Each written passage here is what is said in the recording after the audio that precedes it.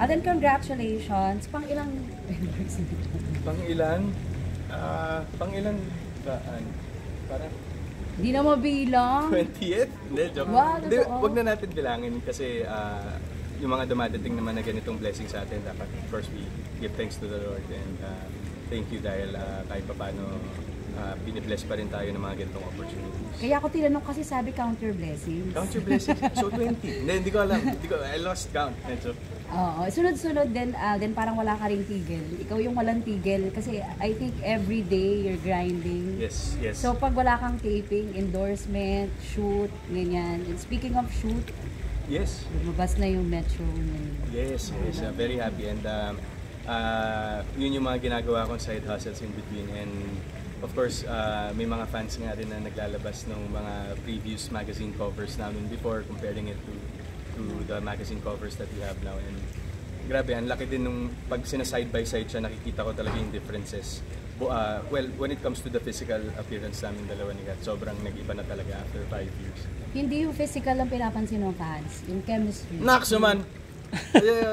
Of course, we're very grateful kasi at the same time, parang that goes to show that the chemistry was not lost and for them to be able to say that, at least they are, that goes to show that they're looking forward for the film and we are very excited as well.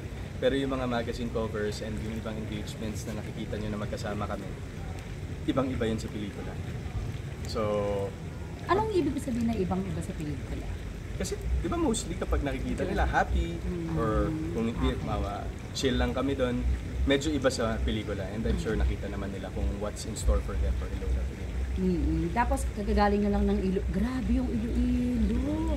I think that's the pinakamaraming attendees if I'm not mistaken. One of the, kasi parang I think if I can remember correctly. Kasi parang di kayo nakapunta na stage or kumanta na lang kayo start. Dun yung stage and then we had to perform sa escalator kasi para mas maabot din namin yung ibang audience kasi yung structure niya medyo mababa yung stage, hindi namin nakikita yung ibang tao and we had to go up. Viral yung tinalon mo daw si Kat. Ba't mo naman tinalon? Sumampa ka. Hindi kasi parang nag-usap kami na parang utilize namin yung stairs parang katulad nga dun sa magazine cover na lumabas. And then parang inisip ko kasi medyo mahaba kung bababa pa ako and then I had to go up. Mas mabilis siguro kasi matatapos na rin yung kanta. Kaya tinalon ko na lang, buti na lang safe. Pero medyo napagalitan tayo on that end. Pero okay naman. Sasaluhin ka naman daw ni Kat. Parkour training na. May parkour training naman tayo before during one of my projects. So na-miss mo lang Gusto lang natin pabibo, ganun. Ano reaction ni Kat nung tinalon mo siya? Nagulat din siya, pero kumbaga, of course, tuloy pa rin yung performance kasi kahit pa paano, hindi naman pwedeng maputol dahil doon. And it adds on a different kind of showmanship. Gusto namin kasi parang every mall show sana tumatatak siya sa mga pumupunta and sumusupport. But yun, minsan naiisip lang namin yung mga bagay na yun on the spot. Kitang-kita yung closeness niya. Mas madali ba pag ang leading lady mo single na? Mas madali yung working relationship? Parang hindi. It doesn't really matter. Kasi si Julia naman before, when we had 5 breakups in a romance, we really got along very well. And yung right now si Kat, mas hindi mo rin masabi kasi that depends upon the person. Hindi mo siya pwedeng sabihin na okay na single or okay, mas madali makatrabaho pag single na yung isang kapartner. But with everything that's happening now, it's very different of course. During nung first movie namin, of course, when it comes to the promotions and when it comes to the film, ngayon mas relax kami, mas chill kami. Going back to the sorry. Sige, go. Going back to the Metro shoot. May ano kasi doon, parang may tanong doon sa binasa ko kasi yung article. So parang is it hello, goodbye or ever after? Nox. Oh. Wala lang. Ano sasagot ko doon? San daw doon? Ano? Or ano yung hoping for hello, goodbye or ever after si Alden? Siyempre hello for the success of the film. Doon kami very concerned and yun yung talagang pinagdadasal namin dalawa ni Kat na sana ako nga of course may notion pa rin of the blockbuster record before pero kami yun nga kagaya ng sabi ni Direk Cathy during the MediaCon, those kinds of aspects na na-incorporate sa pelikula is just a bonus. Ang importante is makapagkwento kami ng magandang storya, lahat ng mga na in love sa story ni Joy and Ethan, sana maikwento namin ng maayos itong Hello Love Again sa kanila at sana magustuhan nila to. I think that's the main objective of this project. Tawag dito. That's a hello. Nagulat yung lahat dun sa sagot yung ni Catherine dun sa ilang percent na? 87 ka, 100 ka? Ano, nagulat ka ba dun sa reaction sinabi ni Oh, hindi naman kasi parang that's part of our relationship naman yung kulitan namin dalawa. I think that's part of it. And basta kami dalawa, whatever work we have right now, we're enjoying it. And ang sarap lang na, lahat kami sama-sama for this film. And what we want is for this film to be successful. Why you said 100%? Yun ang feeling. Feeling ko lang. Feeling ko lang naman. May mga na-discover ka ba, Alden, kay Kat? Since the first time na nagsama kayo, tapos ngayon ulit may follow-up, meron ka pa rin bang mga na-discover kay Kat? Or Never ending naman eh. Never ending naman yung discovery, and at the same time, parang yun nga, like what I've said, mas marami akong nalalaman about her na hindi gaya sa amin during the first part of the film when we worked together. It's also refreshing and very enlightening na meron kaming mga bagay na napagkakasunduan na hindi ko alam na yun din pala yung gusto niya. Since na-mention mo yan, aside from itong movie, meron na ba kayong parang pinaplanong mga other projects, whether sa TV show, kasi posibleng ganyan? Yes, or... as of now po, wala pa announcement. We're just really for the film right now. But who knows, after this, baka magkaroon. Marami na nakakapansin na hindi lang daw kayo nagja-jive chemistry on cam, miski off cam. Talagang yung closeness niya nakikita, kumbaga yung friendship niyo. Sabi niya, you can talk any random about life. That's part of the process po kasi. And, I think with every project naman din na nagawa ko before, ang napakaswerte ko lang kasi nabibiyayaan tayo ng mga katrabahong hindi mahirap pakisamahan. I don't know if you wanna answer it or not.